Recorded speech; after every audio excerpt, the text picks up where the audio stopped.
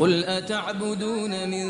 دون الله ما لا يملك لكم ضرا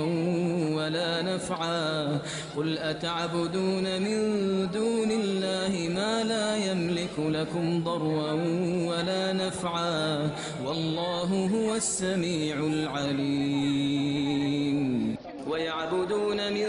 دون الله ما لا يضرهم ولا ينفعهم ويقولون هؤلاء شفعاؤنا عند الله قل أتنبئون الله بما لا يعلم في السماوات ولا في الأرض سبحانه وتعالى عما يشركون